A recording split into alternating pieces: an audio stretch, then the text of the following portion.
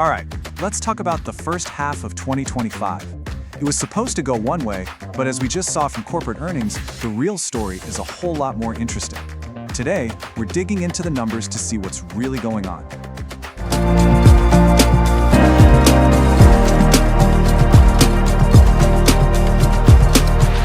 So remember back after the first quarter? Everyone had their predictions locked in. But now that Q2 earnings are out, we can finally see what actually happened. Which trends caught fire, which ones kind of fizzled out, and what new challenges are popping up. Let's get into it. Okay, here's how we're going to break this all down. We'll start with the AI spending spree. Then we'll look at the consumer, which is a real mixed bag. After that, a total game changer in healthcare, and then the one big question on every CEO's mind, tariffs. Finally, we'll put it all together to see what the second half of the year might look like. All right, first up, the biggest story out there, AI. If Q1 was the warm-up, Q2 confirmed it. This is a full-blown spending arms race. So Google just comes out and drops this number that made everyone's jaw hit the floor. $75 billion in capital spending for the year. Just to give you some context, that is a staggering amount of money, and almost all of it is going straight into the technical infrastructure, the servers, the data centers that powers this AI revolution. And you know, it's not just Google. Microsoft is right there with them, spending over $30 billion on their own AI infrastructure in just one quarter. They're calling it a response to strong demand signals, which is really just corporate speak for, we literally can't build this stuff fast enough. And all that spending creates a huge bottleneck on the supply side. This quote from the CEO of TSMC, the company that makes the most advanced chips in the world, says it all. They can't keep up. Demand is so high that not only is their newest N3 chip capacity totally booked for years, but even the last generation, N5, is still incredibly tight. The demand is just absolutely off the charts. And here's the kicker. This isn't just the tech giants buying up all the hardware anymore. Check out these numbers from Cisco. Their orders for AI gear from regular, big companies have blown past $1 billion for the year. This is a huge shift we saw in Q2. It means we're past the experiment phase. Real businesses are now building serious AI capabilities. So, while the AI story is one of just pure acceleration, the story for the consumer, well, it's a lot more complicated.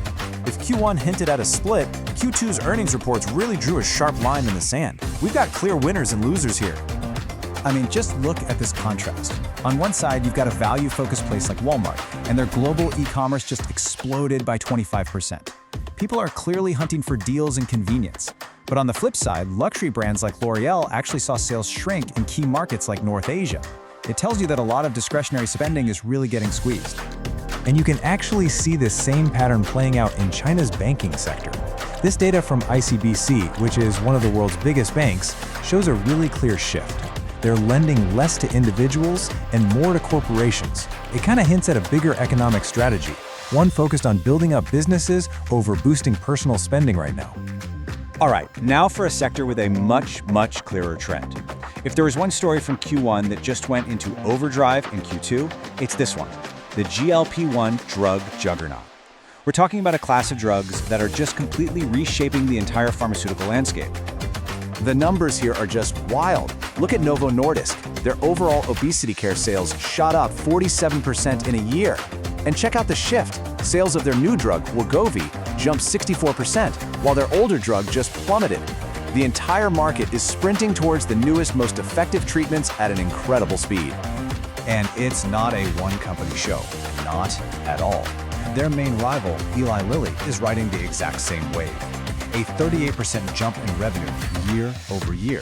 For a massive company like that kind of growth is it's almost unheard of. And it's all because of their GLP-1 drugs. This isn't just a hit product, it's a whole new paradigm for the industry. Okay, but there's this one big cloud hanging over all these other trends. It's something that just kept coming up over and over again on earnings calls. If it was a small worry in Q1, by mid-year it became the #1 source of anxiety for pretty much everyone. Tariffs. This quote from Amazon's leadership really sums up what we heard across the board. There's just this profound uncertainty. Nobody knows what future trade policy is going to look like, which makes it incredibly difficult to plan anything, from inventory to pricing. Then you have companies like L'Oreal, who are taking a different approach. They aren't waiting around.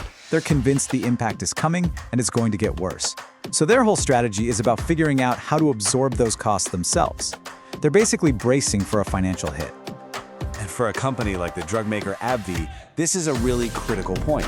For them, just hiking up prices to pass the costs on to customers, they're saying that's just not an option. It's not viable. So that forces them to find the money somewhere else, likely by squeezing their own operations. So what happens when you put all this together? You've got these incredibly powerful but kind of conflicting forces at work. What does that tell us about the second half of the year? Well, a few key things really stand out. So here it is, the big picture after the first 6 months. You've got this AI gold rush, with tech spending billions, limited only by the physical supply of chips. At the same time, the average consumer is getting more cautious, choosing value over luxury. And then you have this massive tariff wildcard just waiting to disrupt supply chains and drive up costs for everybody. And all that leaves us with one final huge question as we look ahead. You've got two massive opposing forces, a powerful technological tailwind from AI pushing everything forward and a significant economic headwind from tariffs threatening to slow everything down.